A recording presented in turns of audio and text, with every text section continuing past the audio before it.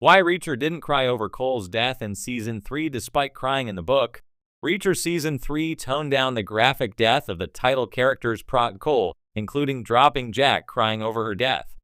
The lead child Jack Reacher books have been running for close to 30 years, and despite the title character never really changing or evolving, the series is addictive reading.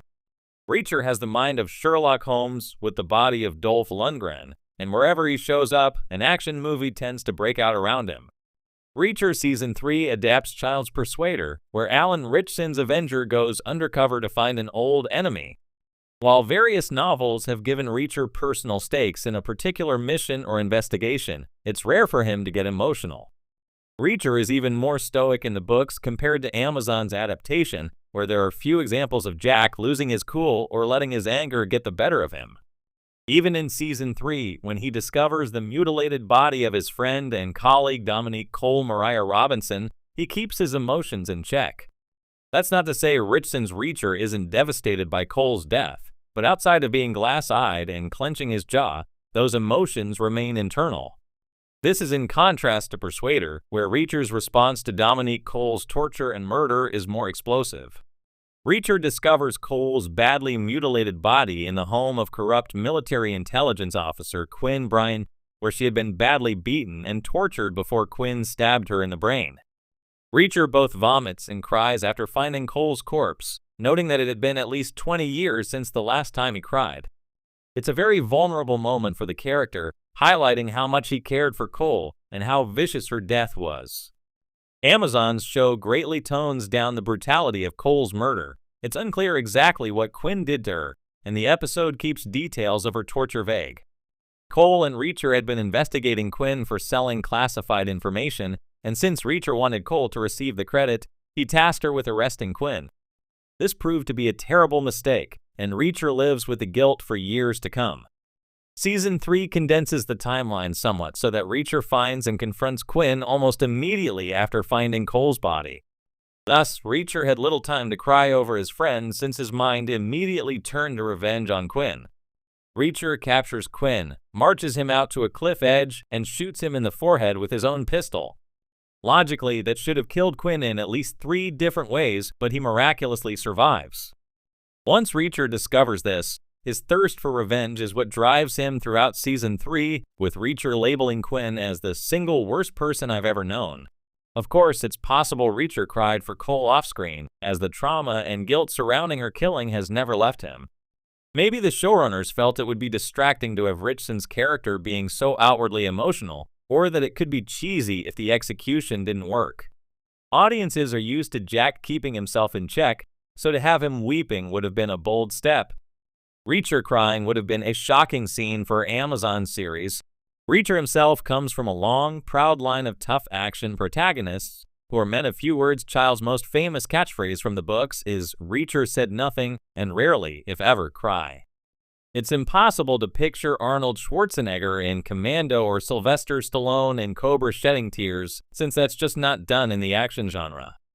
Watching Alan Ritchson's Reacher crying over Kohl's body would have been a genuinely shocking moment, and it's one the series should have tried. If author Lee Child felt it was appropriate to have Reacher cry, then it could have worked on the series too. Again, there was likely concern a crying scene would be too much for Reacher, but this move lessens the impact found in the book. Child wanted readers to feel what Reacher did after discovering Kohl, including the anger and pain. The way the series depicts this is still emotional, but committing to Reacher's original reaction would have made it much more powerful. Kohl's death is a turning point in Reacher's life and military career, and something he will always carry with him. One of the most poignant, surprising moments in Lee Child's Persuader, the book that inspired much of Reacher Season 3, is the death of Francis Xavier Quinn's henchman, Dominic Kohl, a conflicted figure whose actions and fate spark deep introspection in Jack Reacher. In the novel, Reacher briefly breaks down after Kohl's death, shedding rare, silent tears that underline his humanity and moral complexity. Yet in Amazon's Reacher Season 3, that moment of vulnerability is noticeably absent. Reacher remains stoic and steel-eyed, never shedding a tear. This creative divergence between page and screen has prompted debate among fans, particularly those who treasure the tiny emotional nuances that define Child's literary Reacher. But why the change? What does it say about the character, the adaptation, and perhaps even the medium itself? First, it's important to contextualize the nature of Reacher as both a literary and on-screen figure. In the novels, Jack Reacher's internal monologue provides readers direct access to his layered psyche. His occasional tears aren't signs of weakness, they're evidence of a man who, while hardened, carries immense empathy under the surface. Child is meticulous about showing that Reacher is not a robot. He's deeply shaped by injustice and human suffering, especially when it stems from betrayal or moral ambiguity. Kohl, after all, is not a simple villain. He's a misguided agent, one whose death reflects the complex gray areas Reacher often navigates. However, Amazon's adaptation, anchored by Alan Ritchson's towering, stoic portrayal, leans heavily on external action and visual storytelling. Without Reacher's introspective narration, the show often conveys his emotions through subtle physical cues, rather than overt actions like crying. The Reacher of the series speaks less, emotes less explicitly, and trusts viewers to infer his turmoil through body language, pauses, and brief flickers of expression.